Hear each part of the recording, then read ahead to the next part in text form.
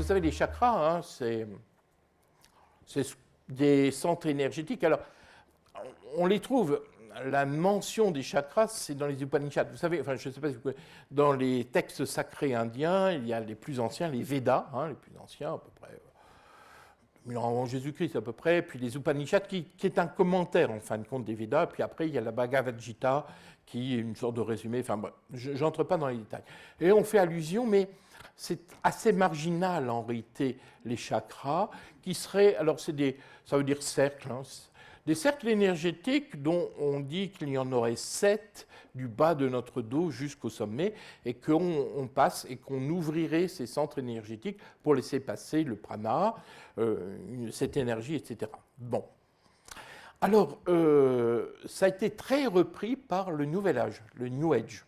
Par exemple, les histoires des relations avec les couleurs, c'est absolument pas indien. Tout ça, c'est des inventions bien plus tardives du New Age, du Nouvel Âge. Donc, nous, en Occident, on a beaucoup développé ces histoires d'énergie, et au point que ces termes sont devenus courants.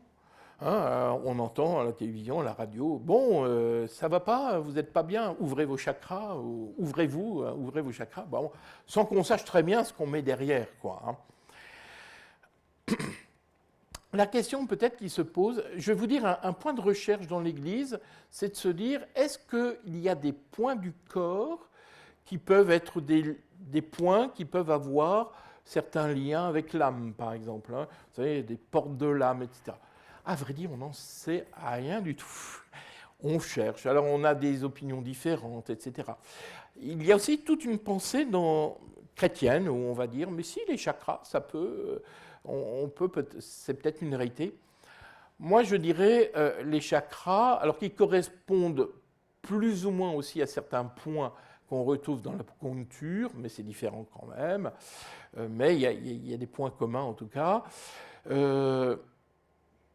Alors, est-ce que ça laisse circuler, capter les énergies? Alors, vous savez bien, ce sont des énergies spirituelles. Personnellement, j'ai beaucoup de doutes sur ces énergies spirituelles. Moi, je pense que simplement ceux qui font l'expérience de l'ouverture des chakras, ceux que j'ai pu rencontrer, moi, je n'ai jamais fait à titre personnel, par exemple. Je suis passé à travers ça. Ça aurait pu, mais non. Et en tout cas, ça les mène. Enfin, les conséquences peuvent être parfois terribles, et je crains que ce soit des techniques qui, effectivement, créent des états modifiés de conscience, pour le coup, et en tout cas, il y a parfois des catastrophes avec les histoires des chakras. On en fait un must, mais alors c'est beaucoup développé dans le yoga Kundalini, hein, vous savez, dans le yoga, alors il y a le yoga... j'allais dire détente, mais de plus en plus aujourd'hui, très vite, on vous fait passer à un stade. Hein, vous commencez par une dame ou un monsieur a envie de se détendre, alors il fait quelques... Puis après, on lui parle de ça. Vous savez, on est entraîné hein, dans le yoga. Et puis, il y a plein d'écoles, le Nidha Yoga, enfin bref, il y a plein d'écoles. Et celui des chakras a été lancé par un courant, on va dire, occidental qu'on appelle le Kundalini Yoga, occidental. En tout cas, il est certainement parmi les yogas qui provoquent des choses spirituelles qui font que des gens vont consulter alors soit des voyants, soit tout ça, ou des exorcistes, des prêtres exorcistes, parce que je pense qu'il y a un danger d'ouverture. Il faut pas.